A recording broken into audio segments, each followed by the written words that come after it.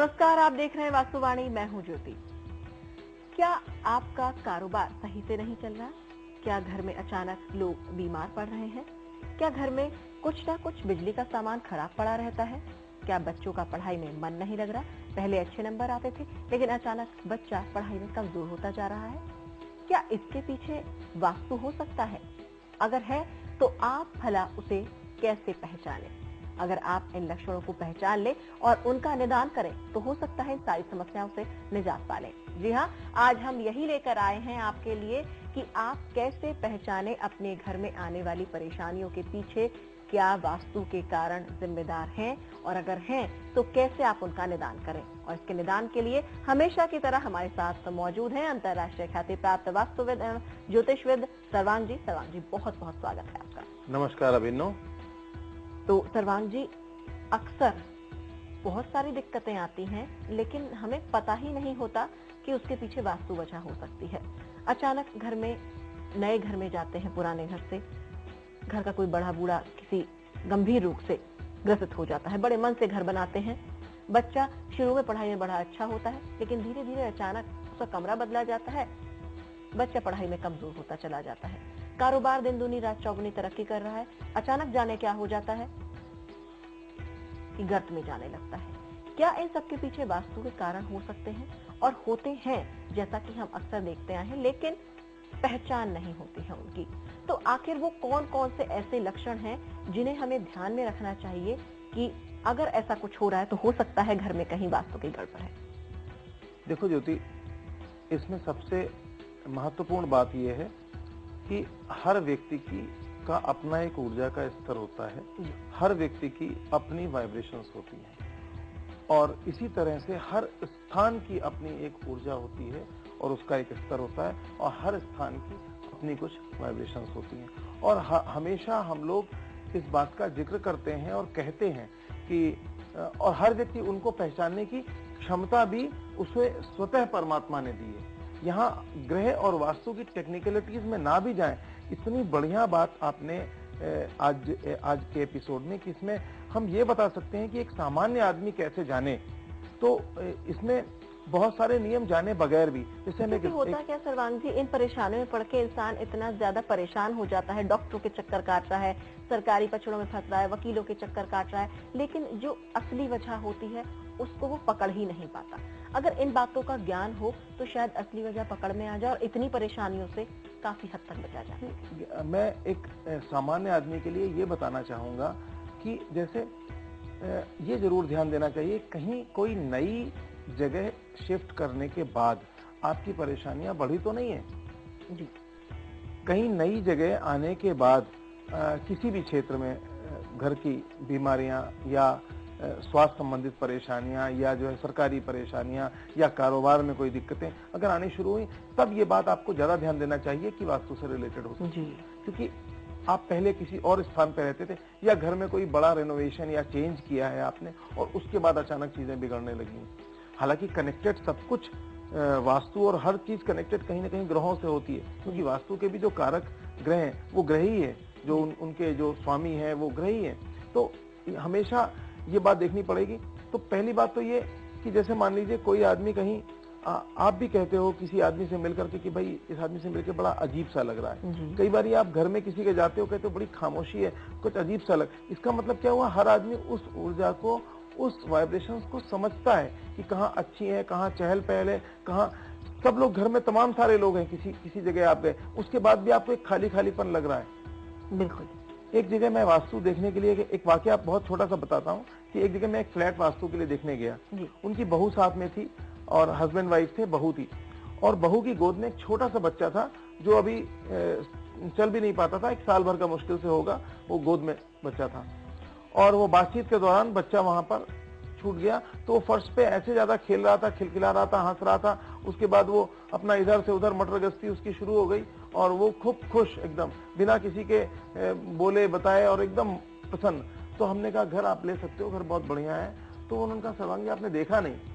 तो मैंने उनको यही कहा कि भाई जहां पर एक छोटा सा बच्चा, क्योंकि बच्चा जो है बहुत अच्छे से वाइब्रेशंस महसूस करता है। इसीलिए तो बच्चा बहुत डेलिकेट होता है, इसीलिए तो उसको जल्दी नजर लग जाती है, या जल्दी उसको दिक्कतें हो जाती हैं, या जल्दी उसको खुशी मिलती है, जल्दी वो प्रभावित हो जाता है चीजों से। उसकी ऊर्जा बिल्कुल प्योर होती है और प्योरिटी की वजह से वो ऊर्जा सबसे तेजी से इफेक्टेड होती है। तो वहाँ का जो ऊर्जा का स्तर है वो पॉजिटिव है और अच्छा है। हर चीज में हम पॉजिटिव और नेगेटिव ही तो देखते हैं, और देखते क्या है। तो सबसे पहले आपको ये जानना चाहिए कि जहां पर भी आप कोई जगह अगर ले रहे हो तो वहां 2 मिनट आंख बंद करके खड़े हो जाइए, थोड़ा सा फील कीजिए कि वहां आपको कैसा लग रहा है। अगर आपको अच्छा लग रहा है, आपके मन में उत्साह है, उमंग है, आपके उत्साह से आपके रोए खड़े हो रहे हैं और आपको अच्छा लग रहा है, तो इसका मतलब वहां पे वाइब्रेशंस तो कम से कम अच्छी है जी। और वो वास्तु क्या है भी भूल जाइए, आपके ग्रहों के अनुकूल वहां की वाइब है, वो वहां का जो वाइब्रेशंस है वो आपके अकॉर्डिंग है, वहां का ऑरा जो है वो आपके ऑरा से मिलता जुलता है। ये एक सबसे महत्वपूर्ण बात है। और अगर इसके विपरीत लग रहा है, कहीं आपको अच्छा नहीं लग रहा है, या बेचैनी हो रही है, या अंदर से, तो थोड़ा सा काम एंड कूल होके इसको समझने की कोशिश जरूर करनी चाहिए।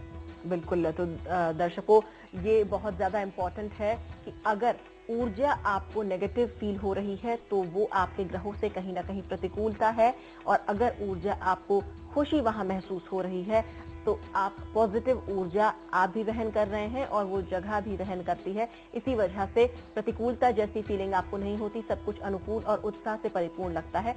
यानी सबसे ज्यादा इम्पोर्टेंट है ऊर्जा वहां कैसी है, जिस जगह को आप ले रहे हैं, घर के लिए, कारोबार के लिए, या किसी भी कार्य के लिए आप उसे उपयोग करने जा रहे हैं। ऊर्जा का सबसे ज्यादा महत्व सर्वांग जी हमेशा से ही इस बात को बताते आए हैं कि ऊर्जा पॉजिटिव होनी चाहिए।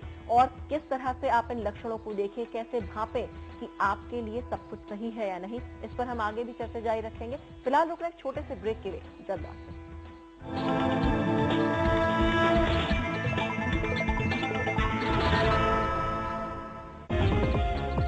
हम हैं उधर, लाखों निगाहें हैं जिधर। आपकी आउटडोर एडवर्टाइजिंग की हर जरूरत का समाधान, देश के 10 बड़े राज्यों में पहुंच। Sigma treatment, C165 Faizabad road, Indira Nagar, Lucknow 226016। Phone करें या मेल करें।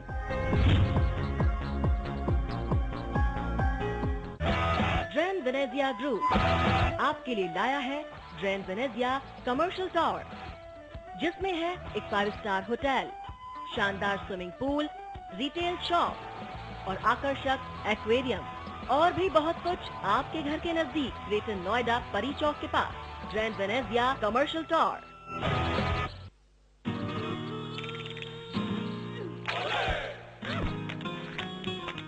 कपड़े की जान निकाल दी पर सफेदी फिर भी ना आई। अब और नहीं, अपनाइए घड़ी डिटर्जेंट केक।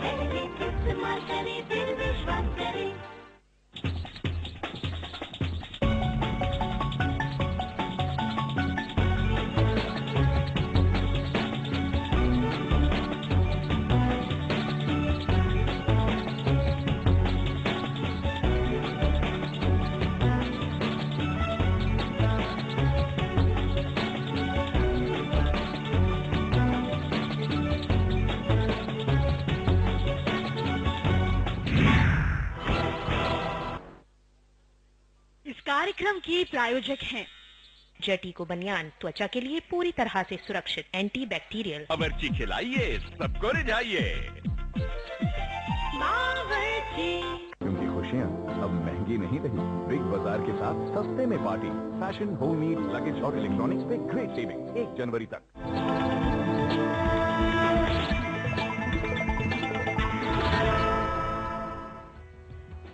स्वागत है ब्रेक के बाद। आप देख रहे हैं वास्तुवाणी, और आज हम बात कर रहे हैं कि अगर आपके घर में किसी तरह के कोई वास्तु दोष हैं तो आखिर आप उन्हें पहचाने कैसे, कैसे आप ये जाने कि वास्तु दोषों की वजह से आपको किसी तरह की जीवन में आने वाली दिक्कतों का सामना करना पड़ रहा है, जिससे आप उन्हें जड़ से खत्म कर सके और अनुकूलता महसूस कर सके। सर्वांग जी, आज हम ये बात कर रहे हैं कि कुछ भी नहीं पता है किसी को, ठीक बात, कैसे पहचाने की वास्तु की दिक्कत है। आपने ऊर्जा की बात की, लेकिन एक उदाहरण भी आपने दिया कि बच्चा खुश था क्योंकि उसकी ऊर्जा प्योर है, लेकिन सभी की ऊर्जा इतनी प्योर नहीं होती और ऊर्जा को महसूस करना उतना आसान काम भी नहीं है। तो आखिर किसी भी जगह की ऊर्जा को कोई मापे कैसे, और अगर मापने का तरीका पता चलता है, माप ली जाती है, और अगर वो प्रतिकूल है घर बदला नहीं जा सकता तो उसे अनुकूल कैसे बने? देखिए, सबसे पहली बात है कि ऊर्जा 3 तरह से हो सकती है जी। एक सकारात्मक, एक नकारात्मक और एक स्टैग्नेंट। तो पॉजिटिव, नेगेटिव और स्टैग्नेंट मतलब रुकी हुई एनर्जी, कि वहां नेगेटिव एनर्जी तो नहीं है लेकिन एनर्जी रुकी हुई है। जी जी। तो इन 3 के सबसे प्रमुख जो कारण हैं वो ये है, कई बारी जब कोई घर बहुत समय तक बंद रहता है और कोई नया व्यक्ति उसे खरीदता है तो वहां कई बारी नेगेटिव एनर्जी पाई जाती है और कई बारी वहां पे स्टेगनेंट एनर्जी होती है, क्योंकि वहां वायु और प्रकाश का आवागमन नहीं हुआ। इससे ये बात सिद्ध होती है कि देखिए, घर में हर एक को ये ध्यान रखना चाहिए कि जब ईस्ट वाला सेगमेंट खुला होगा तो वहां से अबाधित प्रकाश निश्चित रूप से सुबह का आएगा और उसकी किरणें जब पूरे घर में फैलेंगी तो आपके घर को पॉजिटिव रखेंगी। हम हमेशा हर एक को बोलते हैं कि घर की खिड़कियां और प्रकाश के रास्ते हमेशा सुबह जो है 2 घंटे के लिए खिड़कियां खोलनी चाहिए ताकि एक एक कोना प्रकाशवान हो सके। तो सबसे पहले एनर्जी का मूवमेंट है कि नहीं है, दूसरा नेगेटिव तो नहीं है और तीसरा रुकी हुई एनर्जी तो नहीं है, और फिर उनके तरीके क्या हैं ठीक करने के।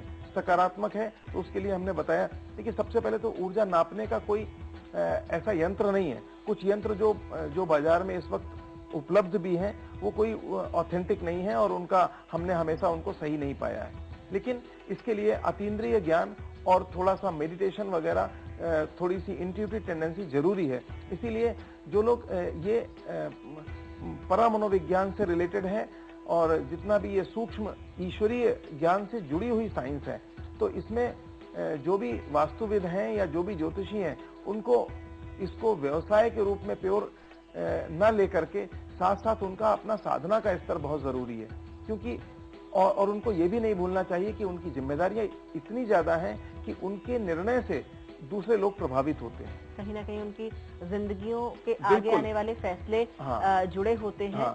अपनी जमा पूंजी कोई लगाता है घर को लेकर, अपने सपने संजोता है, तो वास्तव में बहुत ज्यादा जिम्मेदारी बढ़ जाती है। यही बात आपने अभी कही वास्तुविदों की, तो बहुत विशेषज्ञता और बहुत ज्यादा साधना की जरूरत है। ये सिर्फ किताबी ज्ञान के आधार पर नहीं हो सकता। देखिए, जितनी भी फाइन आर्ट्स हैं वो कभी भी किताब से नहीं चलती।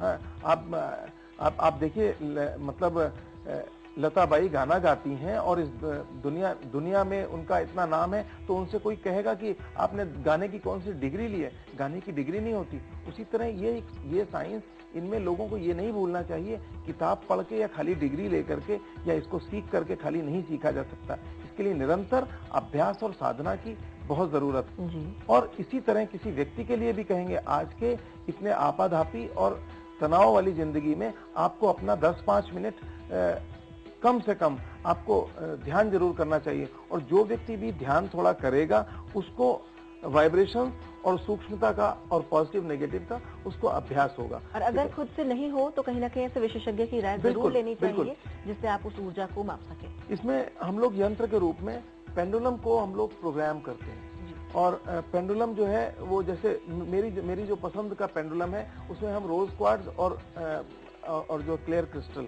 ये इन दोनों के कॉम्बिनेशन का मैं वास्तु के लिए मैंने पेंडुलम डेवलप किया है। और उसको बहुत गायत्री मंत्रों से और दूसरे मंत्रों से वो करके उसको सिद्ध करके, और इसके अलावा उसको बहुत प्रोग्रामिंग करके कि हम इसको पर्टिकुलरली वास्तु के लिए कर रहे हैं, और उससे, लेकिन उसमें न्यूट्रल होना बहुत जरूरी है। फिर हम लोग वहां देखते हैं कि कहाँ पे एनर्जी ज्यादा है, कम है, और जैसे जैसे आप अभ्यास करते हो तो आपको खुद भी फील होता है। आप जिस व्यक्ति से मिलते हो, जिस जगह जाते हो, वो जगह बोलती है।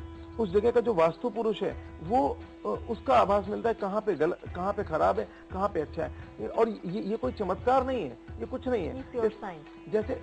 जैसे आप मैथमेटिक्स लगाते हो तो जो आदमी ने बहुत एल्जेब्रा लगाया है तो अगली इक्वेशंस उसे मतलब फ्लैश होने लगती है, आंसर फ्लैश हो जाते हैं सवाल आते ही। वैसे ही है कि आपको घर में घुसते ही आवाज हो जाता है कि पूरी तरह से टेक्निकल और साइंटिफिक है कि यहाँ पे यार ये गड़बड़ है। तो ये अभ्यास के साथ जब आप कोई काम लगन से, दिल से और खाली पैसा कमाने के लिए नहीं कर रहे हो, उसको आप एक इबादत समझ कर और जिम्मेदारी समझ कर रहे हो, उसको डूब के कर रहे हो, तो फिर आपको ये चीजें बहुत।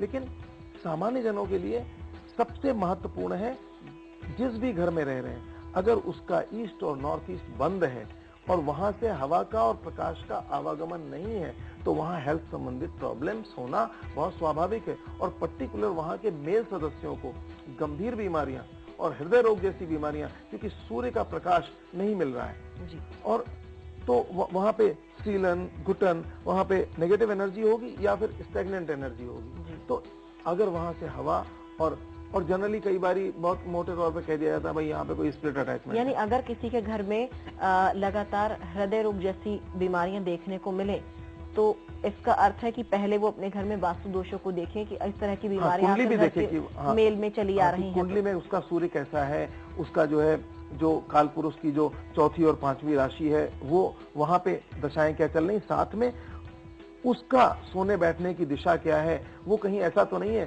कि विपरीत दिशाओं में वो साउथ वेस्ट की तरफ पैर हो या साउथ की तरफ उसके पैर हो, ये बहुत अहम है। जी जी। तो जब ऐसा होगा तो और उसको सूर्य का प्रकाश मिल रहा है नहीं मिल रहा है, क्योंकि सूर्य से सीधे सीधे हृदय का संबंध है, बिल्कुल, है ना। तो इस तरह से तो जब तक और वाइटल एनर्जी पूरी सूर्य में है तो जो सुबह का प्रकाश मिलेगा और लगातार, तो एक दिन में इसका असर नहीं दिखाई देता, लेकिन लंबे समय में, तो इसीलिए हम लोग कहते हैं ईस्ट हमेशा खुला होना चाहिए। मैग्नेटिक वेव्स आपको नॉर्थ से मिलेंगे, नॉर्थ आपका खुला होना चाहिए, नीचा होना चाहिए, है ना।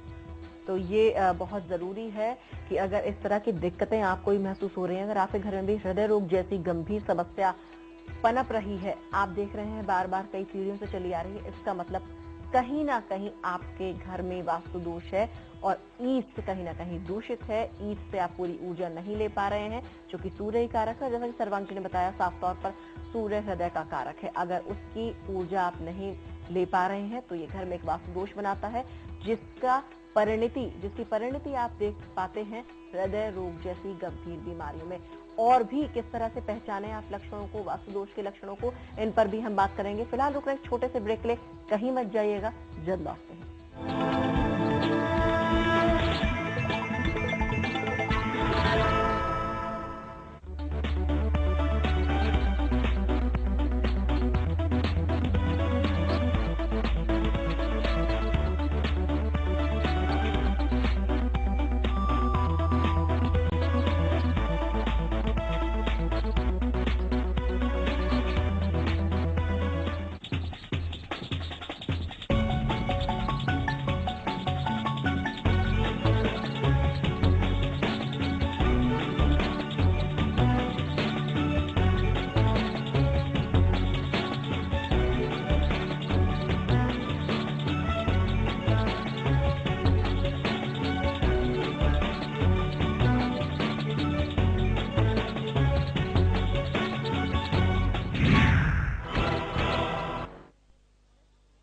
कार्यक्रम के प्रायोजक हैं जेटी को बनियान, त्वचा के लिए पूरी तरह से सुरक्षित, एंटी बैक्टीरियल। बावर्ची खिलाइए, सबको रिझाइए,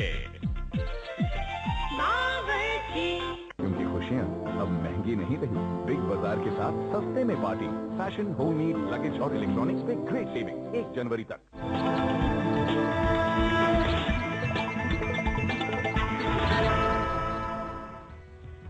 ब्रेक के बाद स्वागत है आपका। आप देख रहे हैं वास्तुवाणी और आज हम बात कर रहे हैं कैसे पहचाने कि आपके घर में वास्तु दोष है, कैसे आप रिलेट करें घर की बीमारियों को वास्तु दोषों से। आप बेवजह डॉक्टरों के पचड़ों में पड़ रहे हैं, क्या आपको जरूरत है घर के वास्तु दोषों को दूर करने की, और इन दोषों को दूर करने से आपके घर के लोगों का स्वास्थ्य ठीक हो सकता है, धन में वृद्धि हो सकती है, डिप्रेशन में कमी आ सकती है। इन्हीं सब पर हम बात कर रहे हैं सर्वांग जी से। सर्वांग जी, हमने बात की, अभी आपने बताया हृदय रोग जैसी गंभीर बीमारी कहीं ना कहीं वास्तु से जुड़ा कारण हो सकती है। इस तरह की तमाम समस्याएं देखने में आती हैं, डिप्रेशन जैसी समस्या देखने में आती है, बच्चों का मन पढ़ाई में नहीं लगता बिल्कुल भी, छोटे छोटे बच्चों में भी गुस्सा बढ़ रहा है। इस तरह की दिक्कतें जो बड़ों में देखने को मिलती थी कभी किसी जमाने में, छोटे बच्चों में, छोटी उम्र के बच्चों में एग्रेशन बहुत है, आक्रामकता बहुत है, डिप्रेशन बहुत है, घर में आने का मन नहीं करता, घर से मन उचाट होने लगता है। क्या इन बातों के पीछे वास्तु के लक्षण हो सकते हैं? अगर हैं तो वो कौन कौन से लक्षण हो सकते हैं जिन्हें पहचान कर दूर कराएं? बिल्कुल ज्योति, देखो एक बहुत साधारण सी बात है, अभी मैंने ये बात कही, किसी भी तरह की बीमारी के लिए सभी लोगों को ये मालूम होना चाहिए कि नॉर्थ दिशा में हमारा उत्तरी ध्रुव है और उस तरफ आपके जो बॉडी मैग्नेट है उसमें आपका सिर साउथ पोल है, सिर नॉर्थ पोल है और पैर साउथ पोल है। तो जब आप पृथ्वी एक ह्यूज मैग्नेट है, पृथ्वी के अनुसार जब आप लेटते उठते बैठते हो तो लेटते समय, सोते समय पर्टिकुलरली अगर आपके पैर नॉर्थ की तरफ रहेंगे और सिर साउथ की तरफ रहेगा तो आपको बीमारियों से निजात पाने में मदद मिलेगी। हम यहाँ बीमारी है तो आप दवाई लें, आप जो है अपने ग्रह भी देखें, लेकिन साथ में वास्तु दोष की आप किधर लेट उठ बैठ रहे हैं, आपसे उस बीमारी से निकलने में, और जब आप बीमार नहीं हैं तो लगातार स्वस्थ बने रहने में और एक्टिव बने रहने में बहुत मदद मिलती है। इसमें एक बहुत जनरल बात आपको बताते हैं, देखिए ब्लड में आयरन कंटेंट सबसे ज्यादा होता है, इसीलिए जब ब्लड में कहते हैं कि भाई खून की कमी है तो रक्त की कमी के लिए लोग आयरन टैबलेट्स और आयरन की बात बताते हैं, देते हैं। तो सीधे सीधे अगर आपके पैर नॉर्थ की तरफ हैं तो आपका ब्लड सर्कुलेशन, ब्लड में आयरन है तो वो अट्रैक्शन होने की वजह से आपका ब्लड जो है, ब्लड सर्कुलेशन आराम से होगा, तो हार्ट को पंप करने में उतनी ज्यादा मेहनत नहीं पड़ेगी जितनी साउथ की तरफ पैर करने में मिलेगी। जनरली लोग रिपल्सन और उसका सिद्धांत बताते हैं, लेकिन ये बहुत साधारण सी बात है और बहुत इंपॉर्टेंट है। तो लगातार आप साउथ की तरफ पैर करके अगर सोगे तो निश्चित रूप से आपके हार्ट को ज्यादा पंप करना पड़ेगा। तो दिल संबंधी बीमार लोगों के लिए ये बड़ी घातक बात हो सकती है, और जो लोग दिल संबंधी बीमारियां नहीं है उनके लिए भी, उनके अग्रेशन और जो आपने तमाम सारी बात की, तो सबसे पहला और मूलभूत सिद्धांत कि आप डॉक्टर की राय, सलाह, मशवरा, दवाइयां लें। साथ में ये जो एक नियम है सामान्यता कि हर एक को, जो आदमी बीमार हो या ना हो, उसको पैर हमेशा यथासंभव उत्तर की तरफ करने चाहिए। सर्वांग जी, अगर हेल्थ के लिए तो ये बात हुई, अगर मन बहुत उचाट होता है, घर में आने का मन ही नहीं करता, मन करता है घर में आओ, तुरंत घर से बाहर निकल जाओ, घर से बाहर ज्यादा शांति मिलती है और घर में बेचैनी रहती है, क्या वजह हो सकती है? देखिए, जब भी घर में पानी संबंधी चीजें, जब कभी नया कोई ऐसा काम हो जाता है कि राहु और चंद्रमा का किसी भी तरह से मिलन होता है, तो मन जो है वो चंद्रमा को रिप्रेजेंट करता है, चंद्रमा मन को रिप्रेजेंट करता है, और राहु काल है तो मन के लिए, और जिसकी कुंडली में राहु चंद्रमा की युति होती है उसके लिए बहुत जल्दी डिप्रेशन या बहुत जल्दी मन में। तो घर में वो ऐसे कौन से लक्षण, ऐसे कॉम्बिनेशन होंगे जिनसे चंद्रमा और राहु की युति हो रही होगी और अनजाने में लोग कर रहे हैं और फिर इस तरह की परिणति सामने आ रही है? जैसे जितना भी वाटर स्टोरेज है नीचे का या अंडरग्राउंड वाटर स्टोरेज अगर जो है आपका साउथ वेस्ट में है या आपकी बोरिंग साउथ वेस्ट में है, तो वो ये एक गंभीर दोष हो गया। और ये ऐसे लोगों का जिनका चंद्रमा कुंडली में इफेक्टेड है उनके लिए ज्यादा बुरा प्रभाव डालता है। तो तुरंत, बल्कि कई बारी हमने इसमें मानसिक रूप से विक्षिप्त होने तक, ऐसे में अगर बुध इफेक्टेड हो जाता है, चौथा घर इफेक्टेड हो जाता है, तो बहुत सारी पांचवा, तो फिर वो धीरे धीरे चीजें बिगड़ती चली। लेकिन इन जनरल देखिए, चंद्रमा कुंडली में घूमेगा, कभी तो राहु के साथ एक बार आएगा, एक बार अमावस्या होगी, उसमें चंद्रमा उस दिन वीक होगा। तो ऐसे में जो भी जातक, जो भी वाटर एलिमेंट जहाँ पे जल तत्व है, वहां अगर राहु संबंधित चीजें, बड़ा भारी बोझा रख दिया गया, वहां राहु संबंधित चीजें रख दी गई, वहां कबाड़ खाना बना दिया गया नॉर्थ ईस्ट में, नॉर्थ में, तो निश्चित रूप से उसके, जिस व्यक्ति की कुंडली में ऐसे, उसको ज्यादा ये महसूस होगा, और जिसको ऐसा नहीं है उसको पता नहीं चलेगा, लेकिन उसके मन में भी एक घुटन और दबाव निश्चित रूप से पड़ेगा। वक्त बहुत कम बचा सर्वांग जी, जाते जाते tip of the day. Tip of the day में सबसे जो मुख्य बात जहां से शुरू की थी कि घर का ऊर्जा स्तर कैसे सुधारें अगर गड़बड़ है, तो इसके लिए देखिए, घर में नमक के पानी का पोछा लगाना, समुद्री नमक के पानी का पोछा लगाना घर के ऊर्जा स्तर को ठीक करता है, नेगेटिविटी दूर करता है। इसके अलावा जब घर में ज्यादा स्टेगनेंसी या ज्यादा ऊर्जा रुकी हुई है, तो घर में सप्ताह में एक बार जरूर करना चाहिए कि चंदन की सुगंध वाली अगरबत्ती घर के सारे जगह दिखानी चाहिए, लेकिन पर्टिकुलरली जो कॉर्नर्स हैं, कोने में, वो जरूर वहां पर धूप दिखानी चाहिए। और घर का जो ब्रह्म स्थान है वहां पर गूगल जला करके एक आधे घंटे के लिए, 15 मिनट के लिए छोड़ देना चाहिए। उससे पूरे घर की वाइब्रेशंस और घर की ऊर्जा ठीक हो जाती है। तो दर्शकों, ये वो उपाय हैं जिनसे आप घर की नेगेटिविटी को दूर कर सकते हैं, ऊर्जा को पॉजिटिव कर सकते हैं और ऊर्जा को बढ़ा भी सकते हैं। इन तमाम बातों पर अगर आप ध्यान दें तो आप वास्तु दोषों को पहचान भी पाएंगे, साथ ही साथ उन दोषों को दूर भी कर पाएंगे। इसी के साथ हमारे आज के वास्तुवाणी में इतना ही। हमें दीजिए इजाजत। नमस्कार।